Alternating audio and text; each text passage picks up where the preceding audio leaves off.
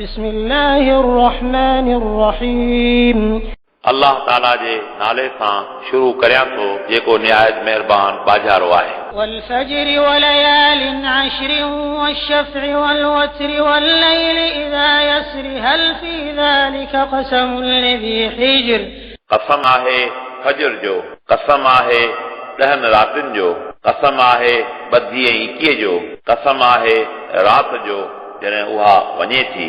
बेशक इन्हीअ में अकुलमंदनि लाइ एक अज़ीम कसम आहे। ألم تر كيف فعل ربك بعاد रसूल अरबी छा तव्हां न ॾिठो तव्हां जे रब आद वारनि सां छा कयो। إرم ذات العماد التي لم يخلق مثلها في البلاد इहे इरम शहर वारा जेके कदावर हुआ, इन्हनि जहिड़ा कदावर शहरनि में न पैदा कया विया। وثمود الذين جابوا الصخر بالواد ऐं समूद वारा जिन वादी कुरा में पत्थर तराशी करे घर बनाया। وفرعون ذي الأوتاد الذين طغوا في البلاد فأكثروا فيها الفساد ऐं फिरौन वारा जेके मज़बूत इमारतूं ठाहींदा हुआ, उन्हनि माण्हुनि शहरनि में नाफ़रमानी कई, पोइ उन में फसाद विधाऊं। فصب عليهم ربك سوط عذاب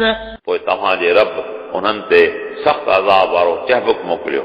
إن ربك لبالمرصاد बेशक तव्हांजो रब यकीनन हिकु मोर्चे में मखलूक जो इंतज़ार कंदड़ आहे। فأما الإنسان إذا ما ابتلاه ربه فأكرمه ونعمه فيقول ربي أكرمن पर इंसान यानी काफ़र खे जॾहिं संदसि रब आज़माए थो, पोइ उनखे इज़त ऐं नेमत ॾिए थो, पोइ उहो चवे थो मुंहिंजे रब मूंखे इज़त ॾिनी। وأما إذا ما ابتلاه فقدر عليه رزقه فيقول ربي أهانن ऐं पर जंहिं वक़्तु उहो उनखे आज़माए थो, पोइ उन ते रिज़्क़ तंग करे थो, पोइ उहो चवे थो मुंहिंजे रब मूंखे ख़्वार कयो। كلا بل لا تكرمون اليتيم ख़बरदार बलक तव्हां यतीमनि जी इज़त नथा करियो। ولا تحاضون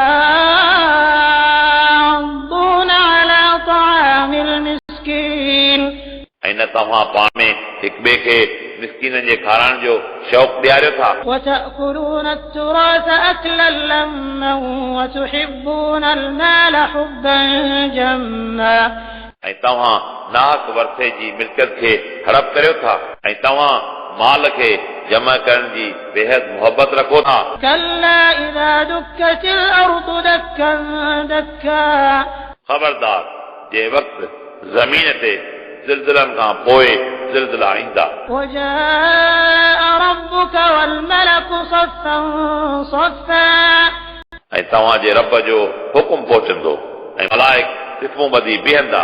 وجيء يومئذ بجهنم يومئذ يتذكر الإنسان وأنى له الذكرى ऐं उन ई ॾींहुं जहन्नम खे आंदो वेंदो, उन ॾींहुं इंसान सोचींदो ऐं उन ॾींहुं सोचण मां छा हासिल थींदो।